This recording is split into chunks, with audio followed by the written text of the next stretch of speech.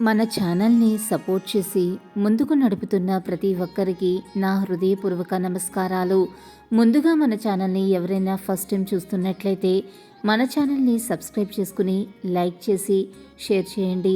అలాగే వీడియో చూస్తున్న ప్రతి ఒక్కరూ ఓం సాయిరామ్ అని ఒక చిన్న కమెంట్ అయితే చేయటం మర్చిపోకండి. మీరు కనుక ఈ సమయంలో కోరికలు కోరుకుంటే వెంటనే తీరుతాయమ్మా. అశ్విని దేవతలు తిరిగే ఈ 24 నిమిషాలలో ఈ చిన్న మంత్రాన్ని చదివి మీరు ఏది కోరుకుంటే అది జరుగుతుంది. మన నిత్య జీవితంలో అందరూ కూడా ఎన్నో కోరికలు కోరుకుంటూ ఉంటారు. నాకిది కావాలి, అది కావాలి అనుకుంటూ ఉంటారు కదా. ఎన్నో సమస్యలు ఉన్నాయి, అవన్నీ పోవాలనుకుంటూ ఉంటాము.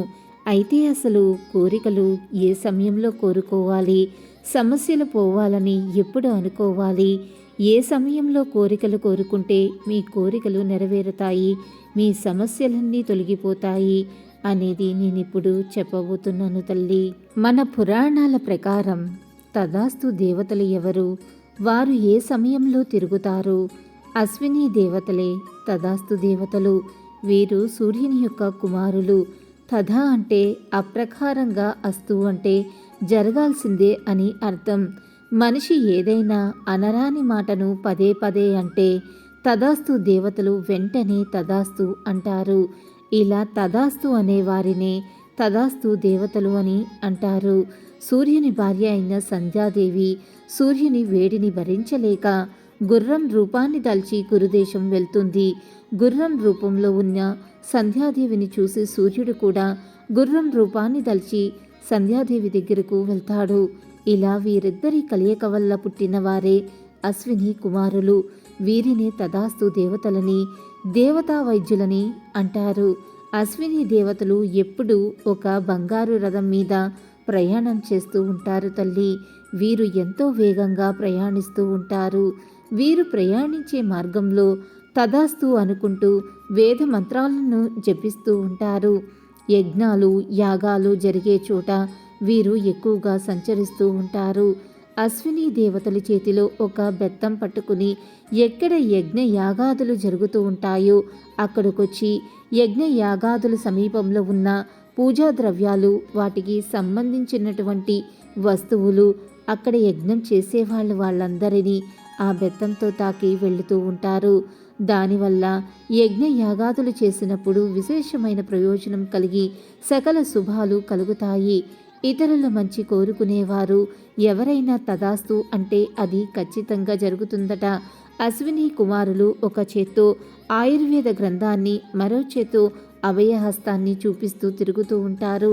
మన గురించి మనం ఏదైనా అనుకుంటే తదాస్తు దేవతలు వెంటనే తదాస్తు అంటారని, వారు ఎక్కువగా సంధ్యా సమయంలో అంటే సాయంత్రం సమయంలో తిరుగుతూ ఉంటారని నమ్ముతూ ఉంటారు. అందుకే ఎప్పుడైనా అనారోగ్య సమస్యలు వచ్చినా అశ్విని దేవతలకు సంబంధించిన మంత్రజపం చేస్తే ఆ అనారోగ్య సమస్యల నుంచి బయటపడొచ్చు తల్లి. అయితే అశ్విని దేవతలు ప్రతిరోజు కూడా ఒక ప్రత్యేకమైన సమయంలో భూలోకానికి వచ్చి భూలోకంలో అన్ని చోట్ల తిరుగుతూ ఉంటారు. ఆ ప్రత్యేకమైన సమయంలో ఎవరు ఏ మాట అంటే అది జరుగుతుంది, ఎవరు ఏం కోరుకుంటే అది జరుగుతుంది, ఎవరు ఏ సమస్య పోవాలని అనుకుంటే ఆ సమస్య పోతుంది తల్లి. ఆ సమయం ఏంటంటే సంధ్యా సమయం, ప్రదోష సమయం. ప్రతిరోజు కూడా మీరు పంచాంగం చూసుకుంటే పంచాంగంలో సూర్యోదయం, సూర్యాస్త సమయం ఉంటాయి. సూర్యాస్త సమయానికి సరిగ్గా 24 నిమిషాల ముందు కాలాన్ని సంధ్యాకాలం అంటాము. దీన్నే ప్రదోషకాలం అంటారు. ప్రతిరోజు కూడా పంచాంగం చూసుకున్నప్పుడు మీకు అక్కడ సూర్యాస్త సమయం అని కనిపిస్తుంది.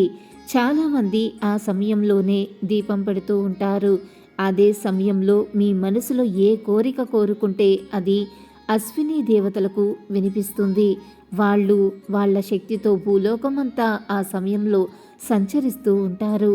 కాబట్టి మీరు ఏదైనా సరే సమస్య ఉంటే నాకు ఈ సమస్య తీరిపోవాలి, ఏదైనా కోరిక ఉంటే నాకు ఈ కోరిక తీరాలి అని మనస్ఫూర్తిగా మనసులో సంకల్పించుకుని ఓం శ్రీం అశ్వినే నమః అని మనసులో ఈ సంధ్యాకాలంలో జపించుకుంటూ ఉన్నట్లయితే ఆ అశ్విని దేవతలు భూలోక సంచారానికి వచ్చి మీ కోరిక వింటారు, మీ సమస్య వింటారు. దానివల్ల మీకు ఎలాంటి సమస్య ఉన్నా ఆ సమస్య తీరిపోతుంది, మీ కోరికలన్నీ నెరవేరతాయి. కాబట్టి ప్రతిరోజు కూడా అందరూ ఖచ్చితంగా సూర్యాస్త సమయానికి ముందు ఉండే 24 నిమిషాల కాలాన్ని తప్పకుండా సద్వినియోగం చేసుకోండి తల్లి. మీరు మంత్రజపం చెయ్యలేకపోయినా పర్వాలేదు, కానీ కేవలం కోరిక అయినా చెప్పుకోండి. ముఖ్యంగా ఆ సమయంలో చెడు మాటలు అస్సలు మాట్లాడవద్దు. ఎవరినైనా తిడితే అవి జరుగుతాయి. ఆ సమయంలో ధనపరంగా చెడు మాటలు కూడా మాట్లాడవద్దు. ఆరోగ్యపరంగా చెడు మాటలు మాట్లాడవద్దు. అలా మాట్లాడితే చెడు కూడా జరుగుతుంది తల్లి. కాబట్టి మంచి మాత్రమే అనుకోండి. మీకు ఉన్న సమస్యల నుంచి బయటపడటానికి అద్భుతమైన ఈ సమయంలో సమస్యలు పోవాలని, కోరికలు నెరవేరాలని కోరుకోండి. తప్పకుండా అవి జరుగుతాయి. అలాంటి సమయంలో మన దగ్గర ధనం ఉండి కూడా లేదనుకుంటే లేకుండానే పోతుంది. మన గురించి, ఇతరుల గురించి మంచిగా మాట్లాడుకోవాలి. ఇతరులకు హాని చేయకుండా నిస్వార్థంగా కోరుకుంటేనే అలాంటి పనులకు మాత్రమే తదాస్తు దేవతలు తదాస్తు అంటారు. కనుక ఇతరుల గురించైనా లేదా మన గురించైనా మనం చెడుగా ఎప్పుడూ మాట్లాడకూడదు. ఎప్పుడూ మంచిగానే మాట్లాడుకోవాలని మన పురాణాలు కూడా చెబుతున్నాయి తల్లి. సంధ్యా సమయంలో స్వవిషయాలను పలుమార్లు అంటే ఆ దృశ్యాన్ని చూసిన దేవతలు తదాస్తు అంటూ ఉంటారు. ఆరోగ్యంగా ఉండి కూడా అనారోగ్యంతో ఉన్నామని తరచూ అంటే నిజంగానే అనారోగ్యం ప్రాప్తిస్తుంది. కాబట్టి స్థితిగతుల గురించి అసత్యాలు, అవాస్తవాలు పలకటం అంత మంచిది కాదు. చెడు విషయంలోనూ కూడా ఇదే వర్తిస్తుంది. ఒకరికి చెడు జరగాలని కోరుకోవటం లేదా మనకు జరుగుతుందేమోనని భయపడటం వల్ల తదాస్తు దేవతల ప్రభావంతో అవి కూడా తప్పకుండా ఫలిస్తాయి తల్లి. అందుకే ఏ మాట మాట్లాడినా జాగ్రత్తగా మాట్లాడాలి ఆ సమయంన.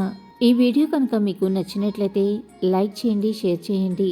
మరిన్ని ఆధ్యాత్మిక విషయాల కోసం మన ఛానల్ని తప్పకుండా సబ్స్క్రైబ్ చేసుకోవటం మర్చిపోకండి. ఇంకొక సరికొత్త వీడియోలో మళ్ళీ కలుసుకుందాం. అంతవరకు సర్వే జన సుఖినో భవంతు.